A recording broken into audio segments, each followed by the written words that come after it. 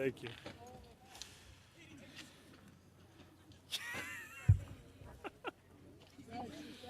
All right. Okay. Is everybody good with the shot? Yes? Good by the press? Is Joe Anuda sitting on the floor somewhere? No. My goodness. Okay. Good afternoon, everyone.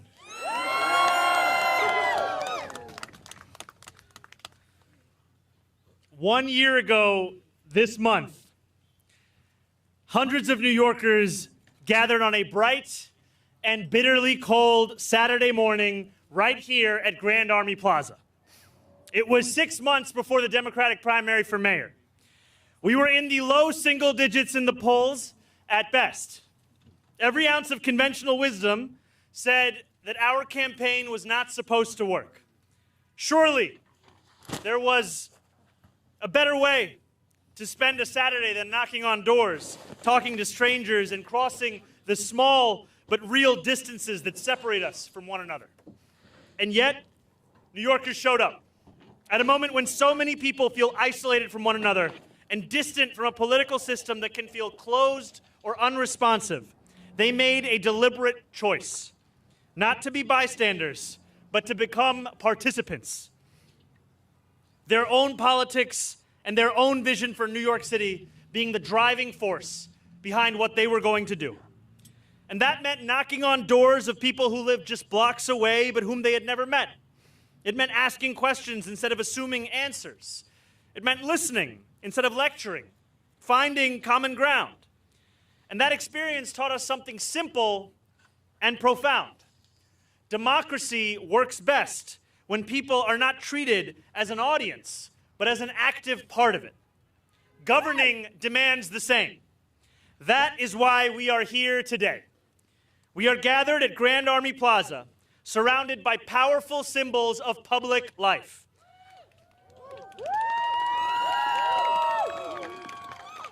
The central branch of the Brooklyn Public Library, designed like an open book, a statement that knowledge should be shared and accessible to all. The Soldiers and Sailors Arch, a Civil War monument honoring those who fought in a war waged for a new birth of freedom and the expansion of democracy itself. Prospect Park, public space built not to be exclusive or ornamental, but to be shared. These are reminders of a belief that once guided this city, that public infrastructure should be generous, beautiful, and open. But a city is not held together by buildings alone. It is held together by trust and by whether people feel connected to the decisions that shape their life. That social infrastructure has been neglected for too long. Too often, engagement is fragmented or symbolic. Too often, people are asked for input, but never see how it shapes outcomes. Today, that changes. With the signing of this executive order, we will be establishing the Mayor's Office of Mass Engagement. A fundamental part of city government dedicated to rebuilding our social infrastructure at scale. This office, combining and reorienting the existing Community Affairs Unit, Public Engagement Unit, and other initiatives, starts from a simple premise. Working New Yorkers know what they need to thrive. Our job is to make sure government listens, consistently and with real consequence. The Office of Mass Engagement will organize participation across this city, proactively reach those that have been excluded, and ensure that public feedback is embedded directly into how we design policies, deliver services, and make decisions. And to lead this work, I am proud to announce that Tasha Van Auken will serve as commissioner.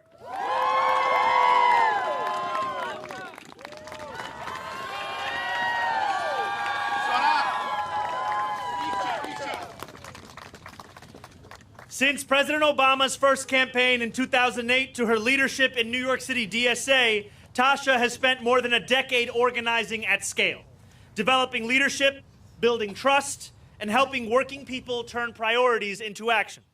On our campaign, she mobilized more than 100,000 volunteers who knocked on more than 3 million doors. Not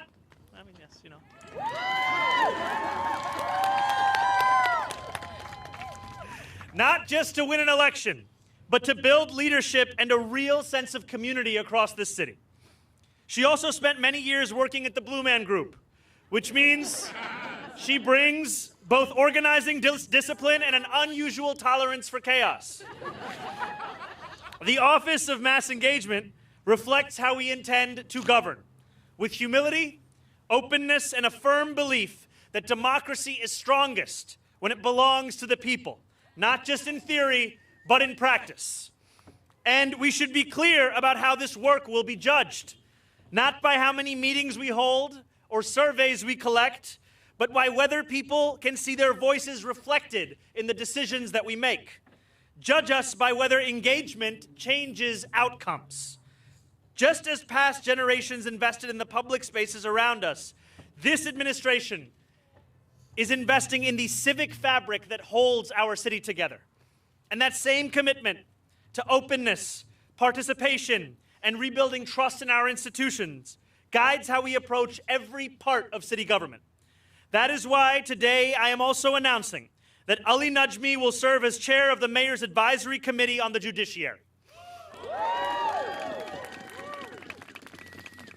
Under Ali's leadership, this committee will take on a more public and engaged role, reaching beyond City Hall to the wider legal community, demystifying the judicial selection process, expanding who participates in shaping our courts, and ensuring that our city's judicial system applies the rule of law universally and does so without favor. This includes proactive engagement with legal services organizations, bar associations, and minority and affinity bars, with the goal of widening the pipeline and strengthening confidence in our judiciary. Ali is a civil rights and election attorney with deep experience in our local courts, a longtime bar association leader who has helped diversify the judiciary in Queens, and someone I've known and admired for more than a decade as a friend, an attorney, and a leader in this city.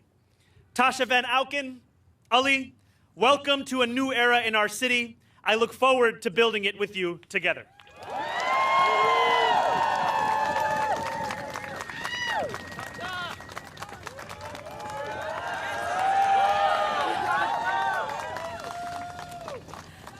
Thank you, Mr. Mayor. And thank you to everyone who's here today. As a kid growing up in Park Slope and later Flatbush, the Brooklyn Public Library, this branch, was a constant in my life. Its soaring facade and open entrance felt like an invitation, a promise that knowledge, curiosity, and possibility belonged to everyone. I spent hours inside of there researching school papers, scrolling through microfilm, not to date myself here, but lots of time with microfilm, trying to make sense of the world and my place in it. I didn't know it then, but I was learning something essential, that when public spaces are built with care and openness, they don't just serve cities, they help shape the people who move through them. That lesson deepened for me at Edward R. Murrow High School, where I was profoundly influenced by the late principal Saul Bruckner. He believed fiercely in young people and in the role public institutions can play in helping them find their voice. He taught generations of students that they mattered and that participation wasn't reserved for someone else.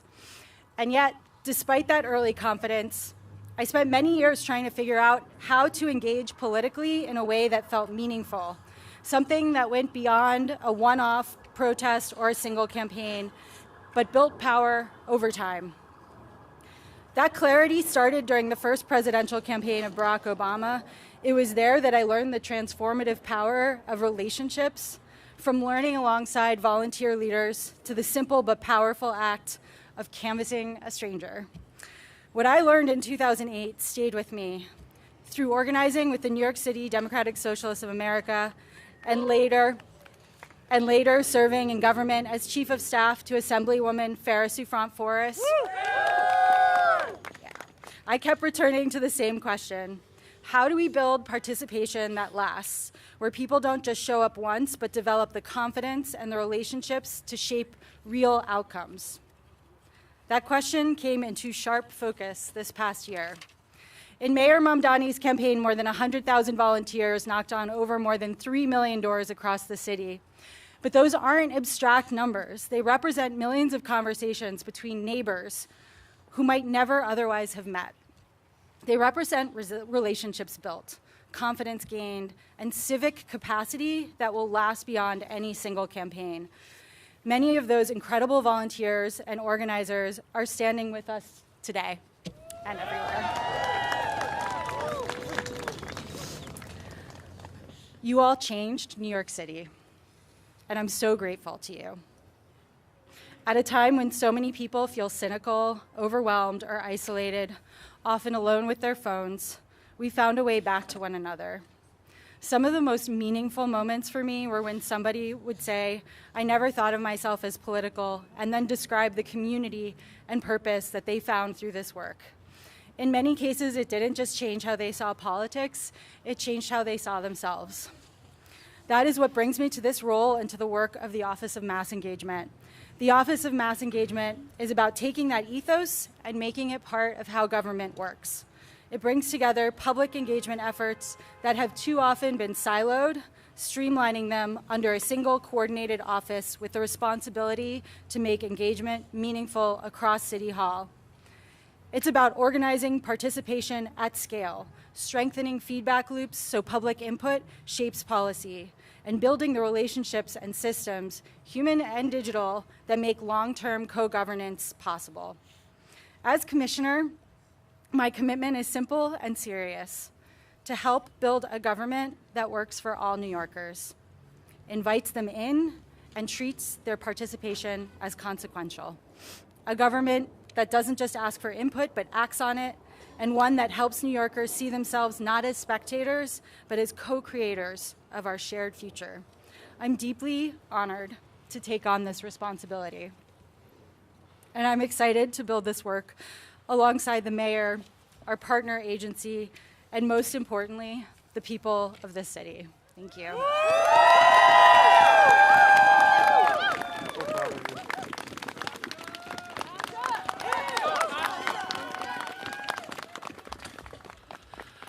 Assalamu alaikum. Good afternoon. Mr. Mayor, thank you for appointing me to be your chair of this advisory committee on the judiciary. As an attorney who has litigated in the courts of this city for 15 years, I know and I have seen firsthand the power that judges have on people, regular people, working people, and attorneys. And it is this committee's directive to find and recruit the best judges in the city of New York, the most qualified, the ones who understand what it means for people to appear before them in criminal court, in family court. And it is the directive of this committee to reach out to the wider legal community and to the attorneys who have toiled for indigent legal services, for the attorneys who have represented families, who have represented parents and children in family court, who have dedicated their life to making this city and this state a more just place. To those attorneys, I want to tell you that you have an opportunity to also become a judge, and that this committee will reach out to every nook and cranny of this legal community to encourage that we have the best, most robust, diverse applicant pool for the judiciary. Mr. Mayor, thank you for entrusting me with this service.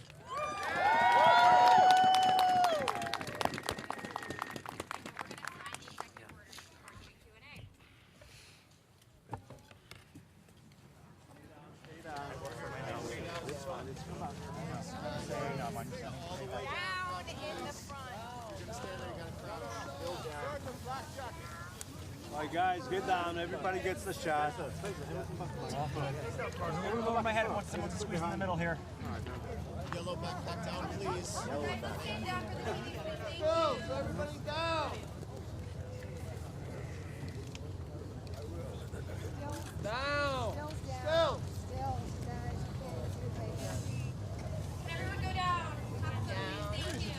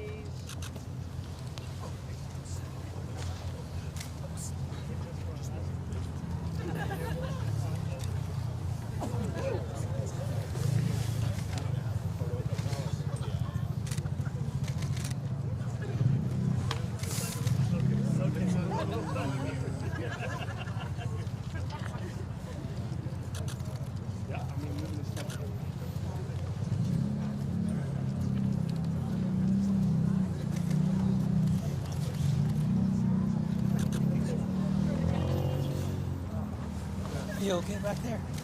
Yeah. Matt, you want me to move, Matt? Matt, talk to me.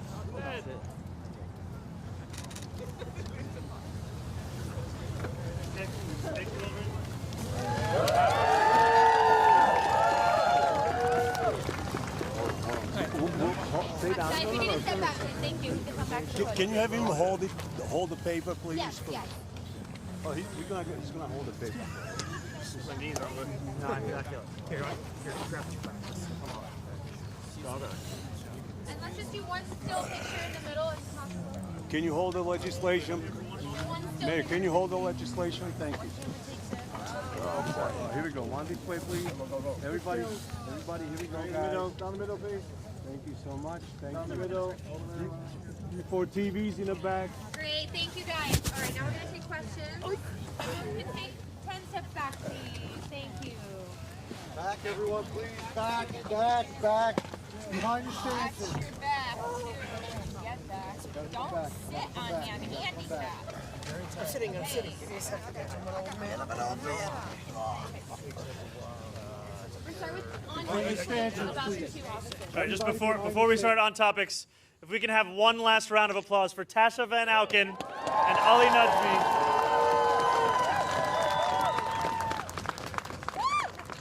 And now we can begin with all the on-topic questions. Mr. Mayor, how you doing? How's it going? Good. A little colder than I thought, so I'm going to put the gloves on for a second. Real leather or I have 2 questions. Can I do an on-topic after? I'm not going to sit put my nose. So the on-topic is about the office, the new engagement office. Obviously, Tasha, you worked a lot on the campaign side, and it's like that's separate from government. It's separate C4 that's kind of marked as volunteer forces. Can you explain what are like the legal differences in what you're going to do and what that group is your work before? Like, how do they differ? And then to follow up. So I'll just speak a little bit to it, and if you want to add anything, feel free. You know, the work of civic engagement has existed before today. It has been a part of city government. However, it has often been siloed in different parts of city government infrastructure, sometimes under different offices, sometimes through different initiatives. Part of the intent of this executive order is not just to create a new office of mass engagement, but also to cohere all of the work that is already being done into one place, so that we can ensure that it's not duplicative and it's actually fulfilling its intent. And then the other part of this is to transform what government deems to be acceptable when it comes to public engagement and outreach. Oftentimes, the outreach and engagement of city government is done with an intention to justify a decision that's already been taken.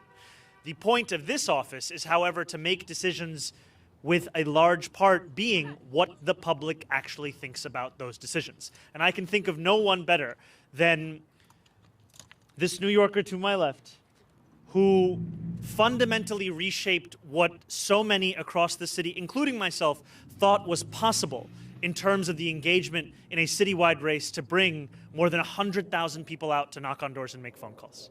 Do you want to add anything? Feel free. Sounds good.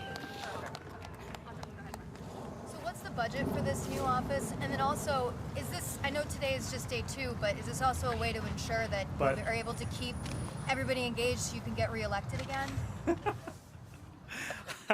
I have to tell you, this is done with the intention of delivering for New Yorkers today, delivering for New Yorkers every single day.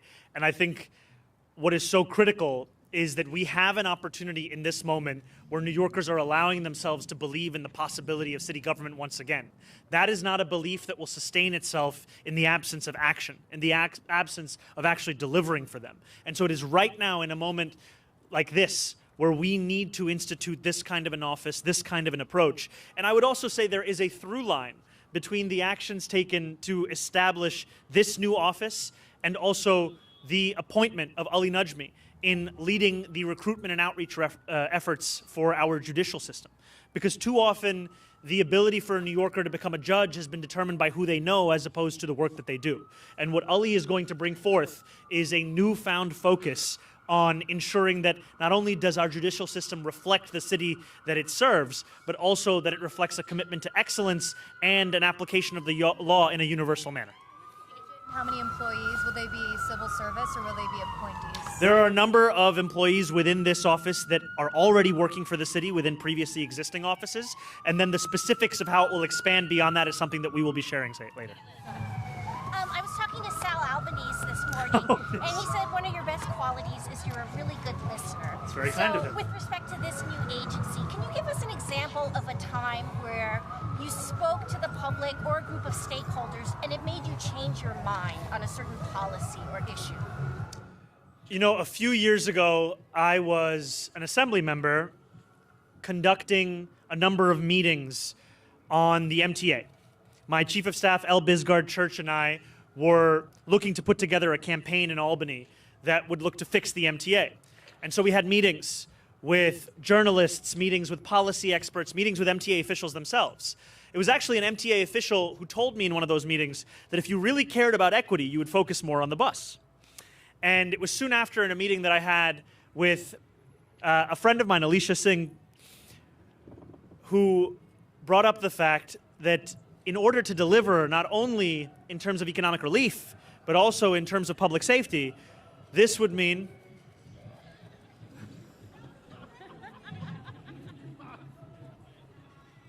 it's a pretty good song. This would mean also making buses free. And those are meetings that then informed our approach not just to that legislative session, but then actually became a hallmark of the campaign that we ran. To do the same. Yes, and I think this comes back from a belief that too often in politics, there is a temptation to pretend as if you have all the answers already, when in fact there is no New Yorker that has a monopoly on the answers that this city is asking questions towards. We need to have leadership and a city government that knows the answers to the most pressing questions, big and small in this city, could come from New Yorkers themselves. The answers to the very questions that are flummoxing so many in the highest levels of government could in fact be answered by those that we are currently walking past or overlooking or not even listening to. And what I so love about Tasha and her work is that she sees within each person a potential to be that leader. She gives them not only the room to grow, but the belief that they can and they must grow. And that is also something that we have to deliver for New Yorkers at large. Hi, Darla Miles, Channel 7. Yes, how are you? Congratulations, day one. Thank you very much. Good to see you. This is obviously a massive undertaking, right? Coalescing all of these individual agencies in such a large city government. On a granular level, what can you tell New Yorkers right now of what that process of streamlining that is going to look like? And then on, after you already have these strategic initiatives, but when they should actually expect to see something, what a timeline might look like, what the infrastructure might look like right now, and then what that timeline might be, where people can actually become involved and see some results. Absolutely. So I think, first and foremost, this has an immediate impact in terms of restructuring city government itself, where we are taking these existing initiatives and agencies, bringing them together, and that is something that will change from today. And then it will change in terms of what we expect of ourselves and how we start to engage with the public at large. And that's partially why I said we should not be measured on the number of meetings we hold or the number of surveys that are filled out. We should in fact be measured by the way in which we incorporate that feedback into the decisions that we make. And that's something that I look forward to working with my commissioner on to ensure that New Yorkers feel a difference in this era of New York City government as opposed to are just told about that difference.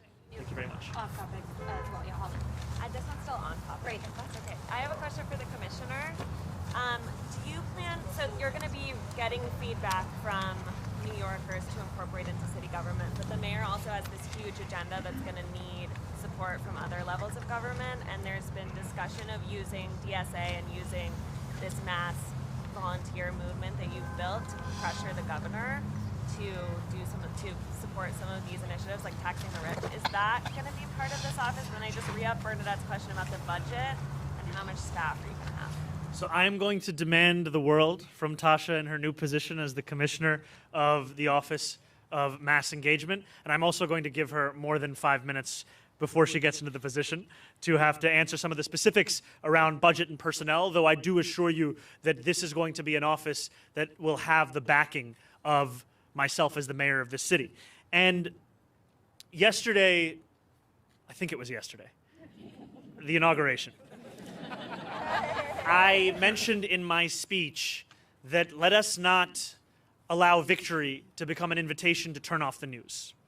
We have seen sometimes in our politics a description of success as the ability for Americans to return back to their lives. we want to make clear that our successes will be achieved together with the New Yorkers who brought us to this point and all others that call this city their home. And so that means that our agenda is not one that is going to be fought for simply behind the closed doors of city and state government, but rather one that the very New Yorkers who are here today and those that are hard at work across the city will be a part of advocating for. Because it is those New Yorkers that actually determined this agenda in the first place. And it is those New Yorkers who will be alongside us as we not only fight for this, but win this. Hi, Mr. Najmi. Congratulations. Jessie Edwards at Hellgate. I would like to know what are you looking to do in this position that you couldn't do from the Queen's Committee position? Thank you. Actually, I was never in Queens and in other counties. There's an elected process, and here with the Mayor's Committee as chair, we will have the ability to recruit from people citywide and affect courts citywide, criminal court and family court. And what we will be able to do is have a system that's in place that will judge people on the merits of their experience, their qualifications, their commitment to public service, and we will be able to appoint many, many judges. And to have that breadth and that reach citywide is very different. What's broken about the system right now? Not enough people know about this system. Not enough people know about the Mayor's Advisory Committee on the Judiciary, how to apply, and not enough people historically have had confidence that if you were not the well-connected or you were connected to a judge already, that you could be a judge. But in fact, in this administration, the people who never thought they could be a judge but deserve to be one will finally have that chance. Hi, good afternoon. Mr. Mamdani. Good afternoon. I'm Jan Tellez for the Agencia F News. Can you say your name one more time, sorry? Jan Tellez. Jan Tellez? Yes. Nice to meet you. What can the Latino community expect from Mayor Mamdani? Thanks. You know, I would not be standing here before you as the mayor of this city were it not for Latino New Yorkers across the 5 boroughs. Latino New Yorkers, a majority of them supported us in the primary. We saw that only continue in the general. And what I've heard from so many Latino New Yorkers is a feeling that not only do they not see themselves within city government, but they don't also see their own struggles in city government, and the focuses of that government, and the priorities of that government.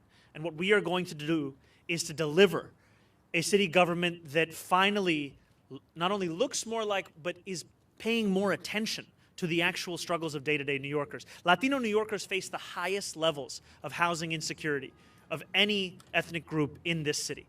When we are talking about the affordability crisis, it is hitting Latino New Yorkers at a disproportionate rate. And so when we talk about the necessity of freezing the rent for more than 2 million rent-stabilized tenants, when we talk about the urgency of making the slowest buses in America fast and free, and when we talk about the importance of transforming what is currently a $22,500 a year expense to send a child to childcare, that is going to be critical in ensuring Latino New Yorkers can stay in this city.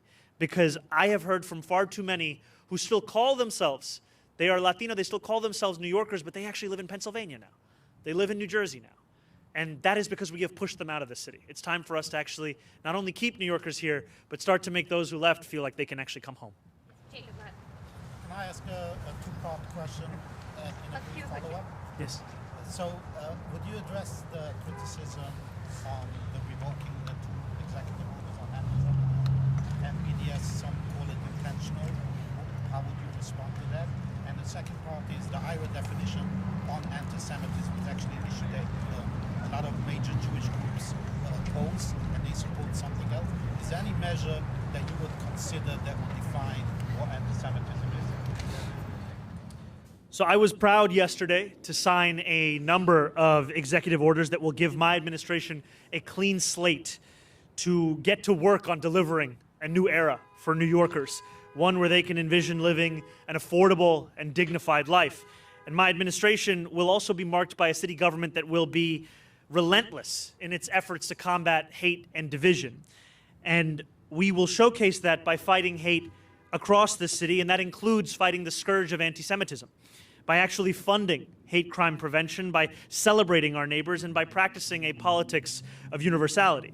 And when we speak about the IRA definition that you asked about, protecting Jewish New Yorkers is going to be a focus of my administration. And I also know that a number, as you said, of leading Jewish organizations have immense concerns around this definition. And so what we will do is actually deliver on our commitment to protect Jewish New Yorkers in a manner that is able to actually fulfill that. Thank you guys so much. Sorry, there was a second question. You say it wasn't intentional, that this was on day one? In the first executive order, you, as the new mayor of a city, have to sign a continuation of all prior executive orders or a revocation or an amendment of all of them. And so what we did was to sign an executive order that continued every executive order that predated the moment when our former mayor was indicted, a moment when many New Yorkers lost even more faith in New York City politics and the ability of city government to actually prioritize the needs of the public as opposed to the needs of the person. And what we will now do is showcase that new era to protect each and every New Yorker and to deliver for those same New Yorkers in a manner that they have not seen under prior administrations. Thank you so much. So much. All right, we're going. Guys, we have to. Guys, we have to keep a little bit of space. Thank you. I'm sorry.